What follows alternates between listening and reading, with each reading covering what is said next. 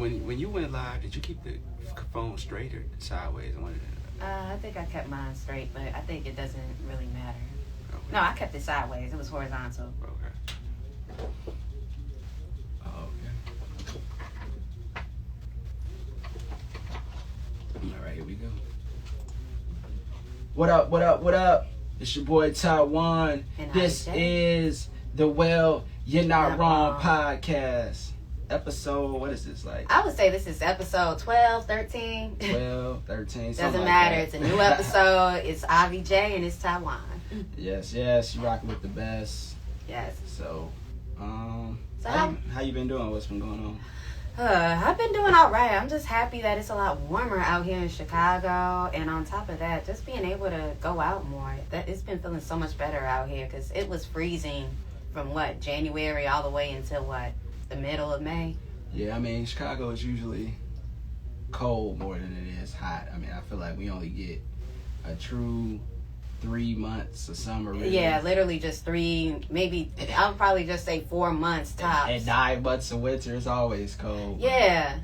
I swear, it was mad hot though. What was it, Monday? Monday? Yeah, Yeah, Monday. it was hot Monday. Yeah, it was hot during the whole Memorial Day weekend. Yeah, I'm out working outside and stuff, and I was burning up. I was not ready for that heat. I drunk, several Powerades, just trying to stay hydrated. You ain't go to no barbecues? Over the weekend, my family barbecued Sunday. Hey, check this out. How recently on social media people were saying we are not the cookout generation. Oh, and yeah, nobody was barbecuing, and that we are like, the brunch generation. Yeah. The crab leg generation. The only thing about a barbecue is I think it's dope to bring family together and everything, but I mean, my house usually is the house that my family comes to for the barbecues, but my uncle does all the cooking. I'd rather go to somebody else's house than have everybody come up. Because then you got to clean up. You got to deal with the barbecue sauce everywhere. But the funny thing is they also said that a lot of younger men in this generation, they're more focused on, having their fits looking nice, always smelling good, more so than grilling. Because, with grilling, there's going to be a little bit of dirt and grime. Because, you got all the smoke on you, the charcoal. My homies do be grilling, though. I got a couple of homies. They've been grilling for a minute. So, yeah. I feel like, especially if you got your own place, you'd be more apt to go out to your patio or whatever, put some stuff on the grill. Yeah, it seems like it's a fun thing to do when you do have your own place and you have your own patio. Yeah. But by how the cost of living is in Chicago, it's hard to afford getting that backyard and getting that patio for some people. Yeah, I mean, for a lot of people in our generation, you don't necessarily need a backyard though. It's some some apartments that come with it comes with a grill or a patio, just kind of for everybody. Yeah, a lot of those be expensive in some neighborhoods. Yeah. In nice neighborhoods, they cost probably more than half your pay, 3/4 of your paycheck. Right. Unless you want to be out in the hood in Chicago. You got your patio though. Yeah. Did you go to a barbecue? My stepdad, he barbecued at the house, so I was just at home. Okay, that's cool. Yeah, I kept it low key. I ain't do nothing too crazy. It'd be too wild out here to even really want to go out sometimes in Chicago. Yeah, it was I don't know the exact number, but I know it's mad shootings over Memorial Day weekend. People drunk, partying out in the streets, so it's crazy. But man, something that just came across my screen that is a massive milestone for Lebron. LeBron James is one of the most powerful athletes in the world, and throughout his time in the NBA, he has been able to build an empire that includes sneakers, media companies, and his legacy in the basketball world. And he has earned millions and millions of dollars throughout his career, but it was recently revealed as of today that he has earned $1 billion over his career. So that makes LeBron James a billionaire now. That's crazy. So he's the wealthiest athlete now, right? I don't know, Michael Jordan. I would say probably the wealthiest. I mean, Michael Jordan is at $2 billion now. But he is a billionaire. Yeah, he's been a billionaire, but that came way later after his career and when he wasn't playing anymore. But to be a billionaire while you're still playing, that's impressive. That's crazy, And he's still active. He hasn't really. Let's say Michael Jordan's net worth is over $2 billion. Mm-hmm. But LeBron probably will get there. I just think how big the NBA is. I mean, he's been the face of the league pretty much since he came in the league. So And he's always expanding. Like, he even had, like, he even, like, is engaged with, like, hip-hop culture. Like, I remember a couple years back, they were showing, like, a video with him and Drake talking about beef or something like that. Yeah, Drake was on The Shop. They've done a couple of little, like, shows, like, together. Yeah, but Drake's been on a couple of LeBron's, like, Shop. And didn't LeBron have shoes, too? Oh, he has shoes, yeah. Yeah, shoes, but they're not as popping as Jay's are, I'm assuming. I would say I'm not gonna say they as popular as Jordan. No basketball shoe is ever gonna top Jordans, but they're right there though. People do, camp out for LeBrons, get up in the morning and hit the app, the sneakers app, or Foot Action, Foot Locker app, and try to get the LeBron shoes. Like, that is a thing. So they camping out for LeBron shoes like they Yeezys. I don't know if they camping now, but they do make an effort to get them. Some they might camp out. I remember the preheat ones. They were like a teal, bluish, green color and pink. Miami preheat LeBrons. They went pretty crazy. His shoes go crazy. They're expensive too. They're definitely a $200 or more shoe. Like, it's not. And the thing about LeBron's too, it's the basketball technology. Because back, years ago when I used to hoop, I would wear LeBron's. I had a couple pair of LeBron's in my hooping days, and it's the basketball technology. It really is a good, supportive shoe if you, about that hooping life. So, yeah, shouts out to LeBron, man. It's crazy. I know you was telling me something about Soulja Boy. Yes, so Soulja Boy recently, he was on Instagram Live, and of course, a lot of people who follow him were really... When is he not on Instagram Live? Okay, but when is he not on social media? But something he was talking about that really made some sense is about a lot of the older generation of hip-hop artists gatekeeping a lot of knowledge from the younger generation. And there was a little bit of controversy on that because Soulja Boy was saying they should be the ones that tell the younger guys the game, how to get some money, how to market yourself, how to be a better artist, how to grow in this field, but they're not. They'll just give them a lot of criticism. But there was a lot of mixed reviews because there were a lot of people opposing him, saying that the younger generation that we're in now, a lot of millennials, Generation Z, that we're actually less receptive to receiving the game. But, that even can go back to, you remember back in, what was it, like 2007, 2008, when him and Ice-T got into it? Soulja Boy?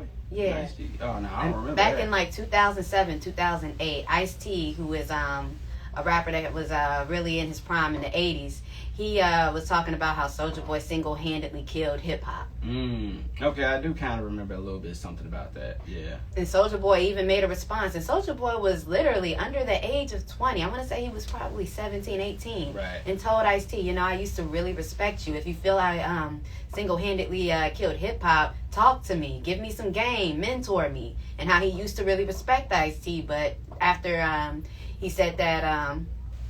he single-handedly killed hip-hop and that his music was trash, he just lost respect for him. Which I really get. I understand. I can really feel for Soulja Boy saying that, because if you are a part of the older generation and you have all of this scrutiny for someone, before you go online and disrespect them, why don't you at least converse with them? I mean, I definitely think maybe some of the OGs can just, and some have done this, but just preach to the younger artists that they should, thoroughly read over their contracts, have your publishing straight, your master straight. I've seen, I think it was like Rick Ross or somebody that said never sign the first deal that's offered to you, wait it out a little bit, build your name up first. Like, I would imagine somebody like a Soulja Boy, he was already a proven artist online, that cranked that video and song went viral. I believe he was like the first artist on YouTube, first rapper on YouTube. So he probably was able to demand a little more money up front, probably got a little bit of some ownership rights because he already was creating the buzz online. It's kind of hard to demand, masters rights and publishing rights and somewhat a deal that's not a 360 if you're not doing numbers on your own. You pretty much got to be doing millions of streams, selling millions of singles, packing out shows in order to get those type of things. I feel like Drake is a perfect example of that. I believe like he owns like all his masters, or at least a part of like all his masters, and he got a lot of money up front, like something like a $2 million advance. But like that's artists. That's when you have buzz coming in the game. You know, when these labels are investing in all your promotion, your marketing, you know, your radio promo, getting you on TV, getting you in these magazines and stuff, and you're not getting those type of looks on your own, then you're not going to get as much money up front or get as much ownership rights in your contract. That's just the way it goes, because they look at it like, well, we're investing in you, we're making you a star, so we need to get that money back. But yeah, you do. I definitely feel like you got to be open to getting the game from the older artists. But I just feel like, in a way, maybe some of the older artists don't know. Maybe they're really learning from the younger artists in a sense, because in this day and age, yeah. You know, it was no social media when Jay-Z and, you know, Kanye and, you know, Rick Ross or any artists that were in their prime, Dipset, whatever, in the 20th century. Kisses, yeah, like when that era was coming up, there was no social media. You know, you had to get on 106 in Park or Rap City in the basement, or, you know, you had to be like an unsigned hype column at a Source magazine. It was things like that, you know. I remember, like, in New York, they had this show. I think they may still have it. It was called, like, Video Music Box, and a lot of local artists in New York would get on that. I know Biggie, that's something that helped create buzz for him in the mainstream, or at least being known around New York, was getting on Video Music Box and freestyling, rapping on that. Like, you had to do stuff like that back in their era. It wasn't no YouTube, wasn't no Instagram. Because they had to put a lot of effort in putting themselves out there. Like, right. You can't just be at your house and set up your phone and get a ring light and just be able to make it like how you can in this day and age. Like, even when we saw Genius, that documentary. Kanye West, he had to go to all types of showcases. He had to go to all types of interviews. As a matter of fact, I think he referenced a certain interview that he felt would be life-changing in that documentary. I forgot with who. He's like an interview he wanted to get? Yeah, he wanted to get on an interview with a certain radio show or podcast. I forgot what it was called, but he knew that interview would be what would put him on. Oh, you know what? I think it was something with MTV. Yeah. I think it was like, they had to put in a lot of effort, you know, that a lot of artists nowadays don't have to put in. And then on top of that, you know, on top of the effort they had to put in, they didn't have things such as TikTok and Instagram, which is really like bringing in those new artists. Because, like, you can just see who's marketable by who goes viral. Right. Instead of, like, having to put yourself out there, all you have to do is, like, know how to become viral and be discovered, knowing how to use hashtags, knowing how to just create a buzz around yourself. I mean, it's like independently, you know, what you would have needed a team to do probably in the 90s, you can do independently in this day and age. Yeah. One of the things Kanye said, too, in his Drink Champs interview, he was saying the main reason why they do things and release music the way that they do now is because of Soulja Boy and Future. The way they put out their mixtapes and the way they put out their you know, music, and the way they release it, and, you know, it gets turned into memes or whatever. He was like, that's the way they do things now. So I feel like, in a way, I feel like the younger generation can learn from the older generation, and the older generation both ways can learn from the younger generation. It's a two-way street. They both can learn some things from each other. Now, I definitely agree with that, because one thing about the younger generation that was even debated with what Soulja Boy was talking about is them being less receptive. There's probably a lot of truth in that.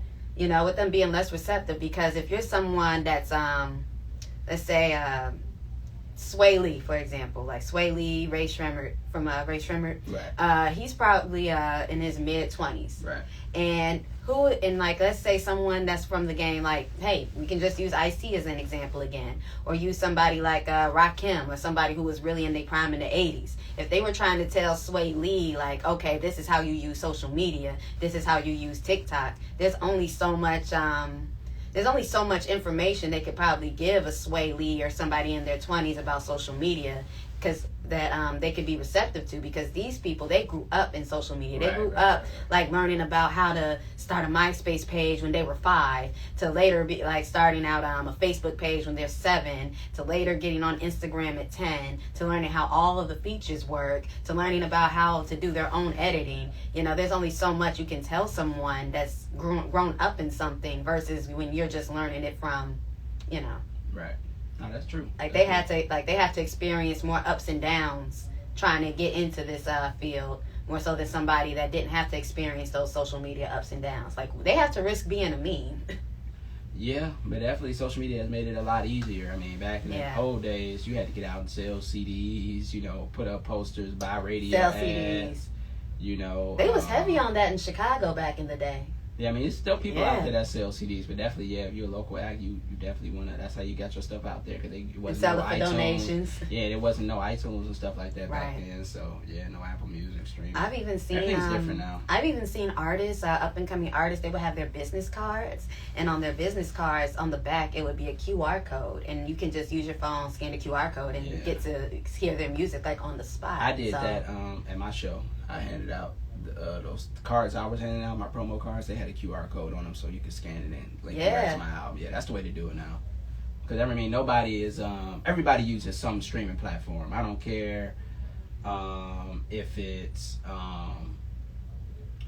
Spotify, Apple Music, Amazon Music, Weezer, whatever it is. Everybody has a streaming platform that they use. Like, nobody's getting in the car putting in CDs anymore. So I don't even think people are buying off iTunes anymore. They just doing the subscription, you know, and just streaming whatever music they want. That's just the day and age that we're in. So, and on top of you just referencing your album, how are you able to market yourself and build yourself in Chicago? You know, this is the 3rd largest city in the whole United States of America.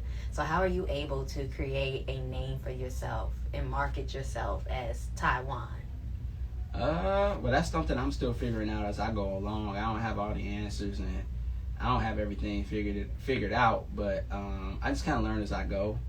The main thing I feel like is networking. You know, if pretty much you can find someone that has the answer to whatever you're looking for. Like, you know, you can find producers. You know, I have friends that produce, and you know, somebody may be looking for a videographer or whatever. I could put them in tune with somebody. Somebody may be looking for a studio to record at. You know, I could put them in tune with somebody. People can connect me with different people.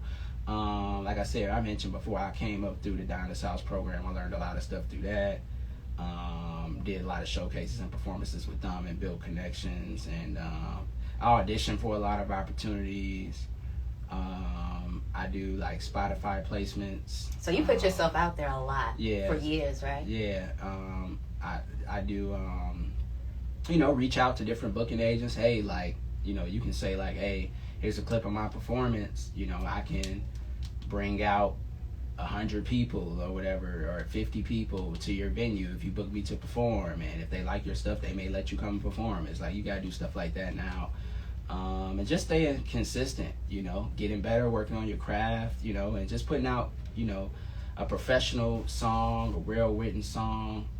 And you know, people, word of mouth is the greatest form of promotion. Like, you know, I've been doing this music stuff for some years now, so when I do drop music or I release my album and stuff, I got a lot of love from people I didn't even know necessarily listen to my music like that, but they were sharing it on social media and letting people know about it and tagging and promoting my show. They came out to my show or whatever. So that's, you know, as you go along and people see that you know, you taking it serious, you staying consistent, you know, the things will kind of work yourself. But I don't have all the answers yet. I'm still figuring out myself. You know, by no means am I like, you know, famous or anything yet, but you know, we working on that. So yeah, keyword yet. But yeah, you know, just building and building and building. It's a grassroots effort. You know, it's just build it brick by brick and stay consistent. And you've been doing that for over a decade, right? Yeah, I mean, I would say I've been rapping and recording for over a decade, but I've been like seriously like performing and stuff since about like 2014, 2015. Really, like 2014, 2015 is when I started doing like getting in clubs and doing shows, doing showcases and stuff. Before that, like I was at SIUC for a little bit. I did my freshman year of college down there, and I was performing a lot around campus, doing the talent shows and stuff down there, performing at restaurants and stuff down there, doing showcases and stuff, connecting with people. So just pretty much ever since like, you know, high school, any opportunity that I saw to perform and just get some stage experience, get some performing experience. I just try to take advantage of it, So. Yeah, I think taking advantage of like every opportunity is one of the best things any person in any field that involves media can do. Like being able to just give yourself like that opportunity, that experience, that new time to just, to just grow and just become more of who you're supposed to be. I think that's really important. But my album, How's the Music Going? Ty Won, How's the Music Going? Available on all streaming platforms and digital stores right now. So you can go stream that, hop in the comments, let me know what you think, or hit me up on social media and let me know what you think of the album if you haven't streamed it already. Any support is greatly appreciated. So. And he sings on his song One of One. Yeah, I do some singing on that. We rapping, singing, dancing. We just bona fide entertainment, baby. Mm-hmm. That's how we coming. So, but enough about me. Did you see that video? Coi Leray kicking the fan off stage? Yeah, I did see that, but you can kind of expect that a lot of times when when women are giving a lap dance. But Janet Jackson tied people up for a reason. Yeah, I mean, she was like, you could tell Coi Leray was getting a little bit uncomfortable. She was like kind of moving his hand, but he was just getting too touchy-feely. Like once he slapped her on the butt. Yeah, he was grabbing all in there. Yeah, he was trying to really get his feels on. She was like, okay, buddy, you gotta go. I mean, she could have really freaked out and like slapped him or something, but she didn't. She just, politely made him make his exit. But she kind of asked for it by putting him in that situation. Yeah.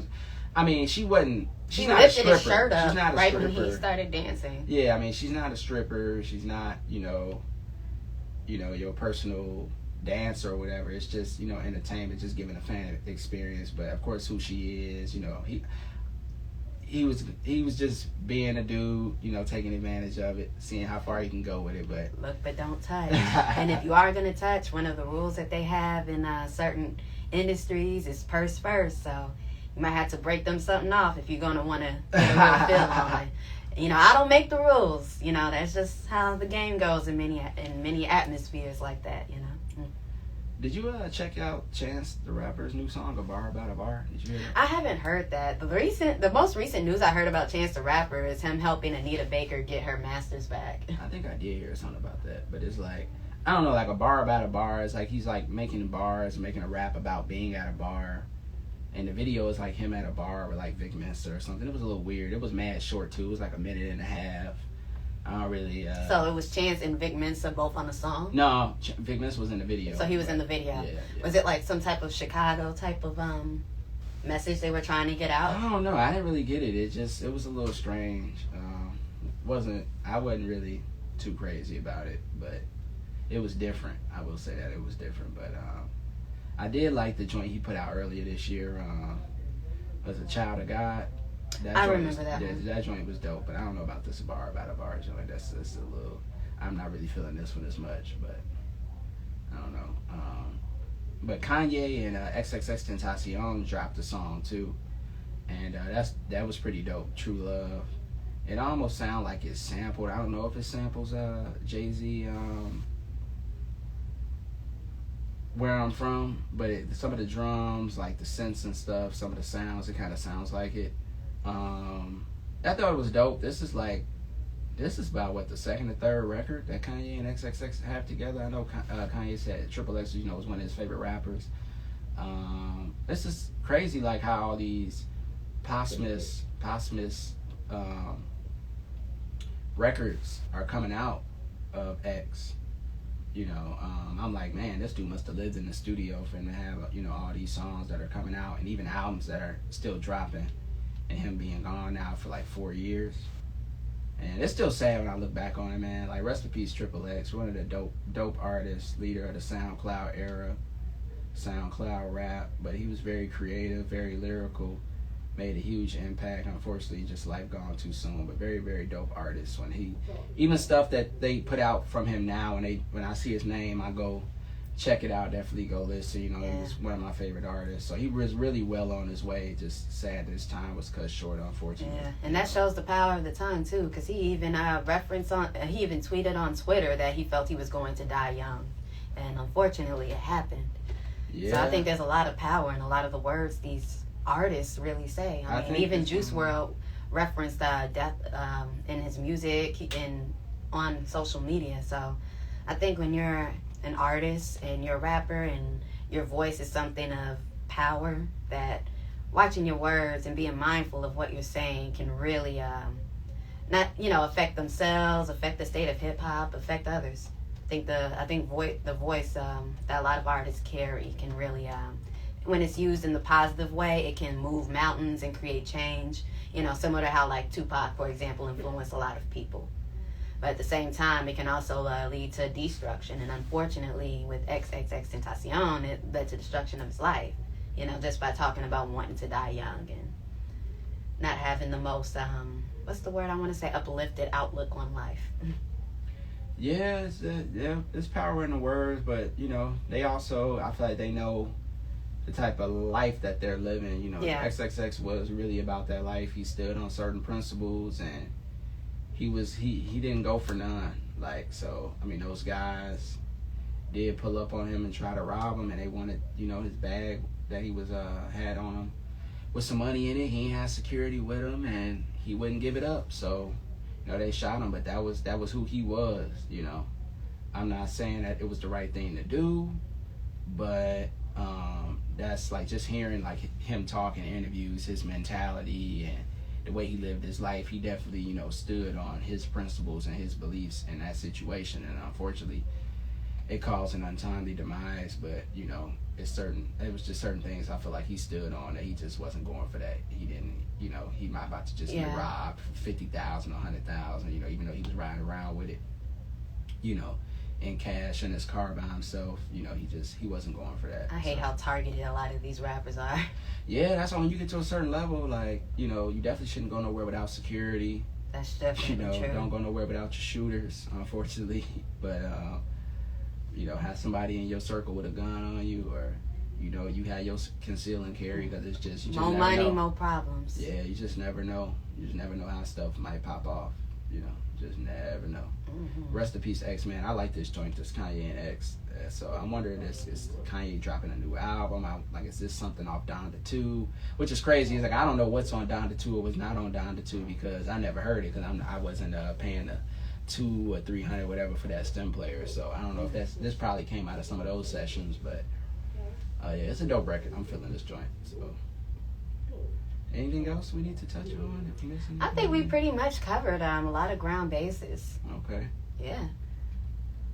All right. Well, it's the Well You're Not Wrong podcast. I go by the name of Ty Won. Follow me on Instagram at Ty Won Official, Facebook Ty Won Official, Twitter Ty Won Official. Avi, shout your handles out. All right, y'all. Follow me on Instagram _AVIJ_. Facebook, you can just go by Aviam, and Twitter AVIJAYE AviJ. All right. See you next time. We out of here.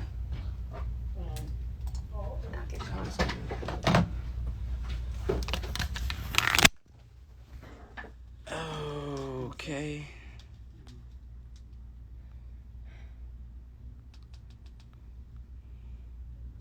For sure. I grill all the time in my spot. Yes, sir. My boy Aaron, man. Long time no see, bro. For real. You grill, that's what's up, bro. Yes, sir. Hope all is well. So tell Coach Phil I said what up. It's been a minute. Them YBA days. Well, You're Not Wrong podcast. We went live. But we out of here. I'm going to upload this to YouTube. So if you missed it, you can check it out. We coming with it every week. Hot topics, hip-hop, whatever we want to talk about. You want us to touch on something, let us know. And we will do that next time. Holla.